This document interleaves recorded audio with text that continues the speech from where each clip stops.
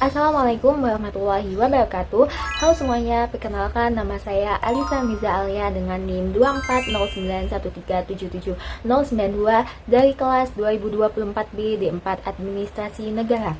Di video ini saya akan mempraktikkan pengelolaan arsip pribadi di rumah. Kegiatan ini merupakan bagian dari tugas mata kuliah kearsipan. Nah, nantinya di video ini saya akan menggunakan 22 dokumen pribadi yang nantinya akan saya kelola secara sistematis. Pada pengelolaan kali ini, saya memilih menggunakan sistem subjek atau masalah.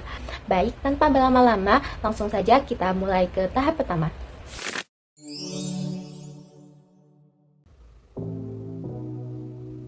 Di sini saya melakukan klasifikasi per dokumen.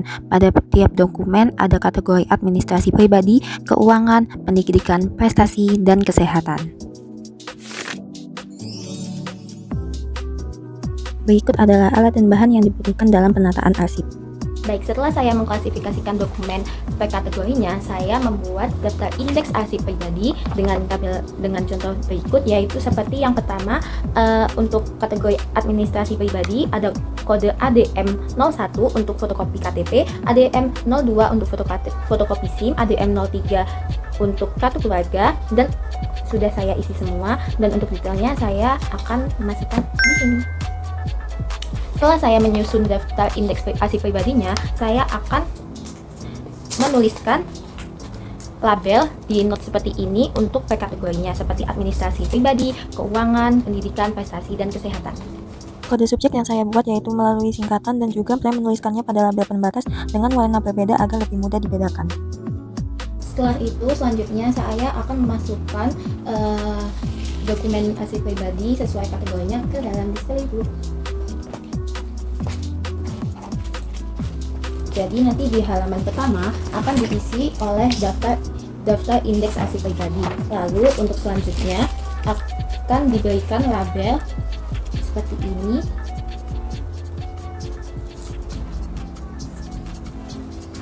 Untuk per kategorinya dan seterusnya. Pertama-tama saya akan memasukkan dokumen untuk administrasi pribadi. Di sini saya mulai memasukkan dokumen-dokumen ke dalam display book sesuai kategorinya dengan rapi. Untuk hasil dokumen yang sudah dimasukkan ke display book, hasilnya seperti ini, dan untuk selanjutnya akan dilakukan penyimpanan di tempat yang mudah dijangkau tetapi tetap aman dari risiko rusak atau basah. Selanjutnya saya masuk ke tahap identifikasi arsip aktif dan inaktif. Pada tahap ini saya memilah dokumen berdasarkan frekuensi penggunaan dan kemungkinan dibutuhkannya di masa mendatang. Dari total dokumen yang saya miliki, terdapat 13 arsip aktif. Arsip aktif ini merupakan dokumen yang masih sering digunakan atau setidaknya masih berpotensi digunakan dalam waktu dekat. Contohnya seperti berikut. Contohnya seperti KK, KTP, SIM, kartu keluarga, buku tabungan, ijazah, serta sertifikat yang masih relevan untuk keperluan melamar kerja atau melanjutkan pendidikan. Selain itu, terdapat juga 9 arsip inaktif. Arsip ini yang sudah jarang digunakan atau kebutuhannya sudah selesai. Misalnya kwitansi pembelian HP yang sudah lama, surat keterangan lulus SMA yang sudah tergantikan oleh ijazah, beberapa piagam SD dari tahun 2015, serta 3 bukti pembayaran puskesmas yang proses pembayaran dan administrasinya sudah selesai. Dengan pemisahan ini, saya lebih mudah menentukan langkah pengelolaan selanjutnya. Langkah berikutnya adalah penyusutan arsip inaktif. Nah, pada tahap ini saya tidak langsung membuang semua arsip inaktif, tetapi melakukan penilaian kembali untuk melihat mana yang masih memiliki nilai guna baik secara administratif maupun pribadi. Nah, dari hasil penilaian tersebut, untuk surat keterangan lulus SMA dan juga piagam-piagam SD saya tetap saya simpan, karena untuk dokumen ini itu masih memiliki nilai sendiri sebagai arsip pribadi dan kenangan, sehingga saya memutuskannya untuk tetap menyimpannya. Sedangkan untuk arsip inaktif yang akan dimusnahkan nanti terdapat 5 dokumen. Terdapat 4 dokumen yang saya musnahkan, yaitu ada 1 kwitansi pembelian HP dan juga 3 bukti pembayaran dari puskesmas maupun rumah sakit, karena dokumen-dokumen ini sudah tidak memiliki nilai guna karena seluruh keperluannya telah selesai sejak lama. Selanjutnya yaitu tahap pemusnahan. Pemusnahan yang saya lakukan yaitu dengan menggunting sampai dokumen tersebut tidak bisa dibaca. Selanjutnya saya akan menjawab pertanyaan-pertanyaan refleksi, yaitu yang pertama, mengapa memilih sistem subjek atau masalah? Saya memilih sistem subjek itu karena menurut saya sistem ini yang paling relevan dan kontekstual untuk diterapkan pada arsip pribadi. Karena dalam kehidupan sehari-hari, ketika seseorang membutuhkan suatu dokumen, yang pertama kali terlintas di pikiran adalah dokumen apa yang dibutuhkan, sehingga sistem subjek menjawab kebutuhan itu secara langsung, karena pengelompokannya itu berbasis topik yang dekat dengan aktivitas nyata, seperti administrasi, keuangan, pendidikan, prestasi, dan kesehatan. Lalu yang kedua, apakah sistem ini efektif untuk arsip pribadi? Secara keseluruhan, saya menilai sistem subjek cukup efektif untuk arsip pribadi. Efektivitasnya terlihat dari kemudahan temu balik dokumen. Saya tidak perlu membuka semua halaman display book untuk mencari suatu dokumen. Cukup membuka label subjek yang sesuai dan dokumen langsung ditemukan. Namun efektivitasnya sistem ini itu sangat bergantung pada konsistensi dalam menentukan nama subjek sejak awal. Jika penamaan subjek tidak konsisten atau terlalu umum, dokumen bisa masuk ke kategori yang ambigu dan justru menyulitkan. Dalam praktik ini, misalnya, saya sempat ragu apakah sertifikat lomba sebaiknya digabung ke subjek pendidikan atau dipisah menjadi subjek prestasi. Sehingga keputusan saya sendiri membedakan untuk sertifikat lomba untuk dibedakan ke label prestasi.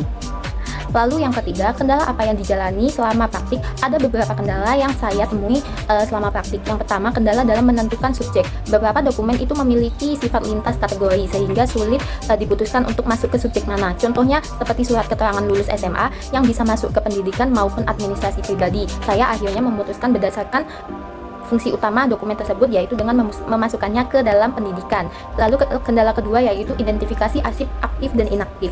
Tidak semua dokumen itu memiliki batas waktu yang jelas soal kapan ia menjadi inaktif, seperti piagam penghargaan SD.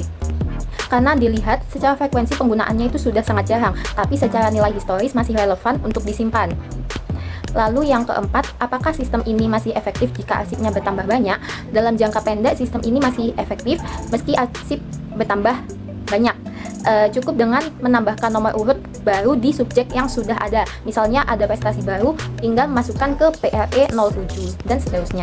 Namun dalam jangka panjang ada potensi masalah yang perlu diantisipasi. Pertama, jika satu subjek bertambah terlalu besar, misalnya subjek keuangan, itu bisa terus bertambah seiring tagihan atau kwitansi baru, sehingga label tersebut akan menjadi terlalu tebal dan juga akan memperlambat pencarian. Nah, solusinya jika ada seperti itu, untuk keuangan bisa dibagi lagi menjadi keuangan untuk tagihan dan keuangan untuk kwitansi. Lalu yang kedua, sering bertambahnya dokumen, kebutuhan untuk melakukan penyusutan secara rutin itu juga semakin penting agar volume arsip tetap terkendali. Jika penyusutan tidak dilakukan secara berkala, sistem subjek yang awalnya rapi bisa berubah menjadi tidak efisien karena penuh dengan arsip inaktif yang tidak terkelola. Jadi efektivitas jangka panjang sistem ini sangat ditentukan juga oleh kedisiplinan kita sebagai pengelola dalam melakukan evaluasi dan penyusutan secara rutin. Lalu pertanyaan kelima, apakah akan menerapkan sistem ini di kehidupan nyata? Ya, saya akan menerapkan sistem ini di kehidupan nyata, dan praktik ini justru membuka mata saya bahwa selama ini saya tidak pernah benar-benar mengelola dokumen pribadi secara sistematis. Dokumen biasanya saya kumpulkan di satu tempat tanpa klasifikasi yang jelas, sehingga setiap kali membutuhkan dokumen tertentu harus membongkar semuanya. Setelah menerapkan sistem subjek dalam praktik ini, saya merasakan langsung perbedaannya, yaitu dokumennya itu jauh lebih mudah ditemukan dan kondisi arsipnya juga terkontrol dan rapi gitu. Jadi kedepannya saya juga ingin menambahkan kebiasaan melakukan penyusutan arsip minimal 1 kali dalam setahun agar dokumen yang sudah tidak bernilai itu juga tidak terus menumpuk. Oke, demikian praktik pengelolaan arsip pribadi yang dapat saya sampaikan. Semoga dapat memberikan gambaran mengenai pentingnya pengelolaan arsip yang rapi dan sistematis dalam kehidupan sehari-hari. Terima kasih. Wassalamualaikum warahmatullahi wabarakatuh.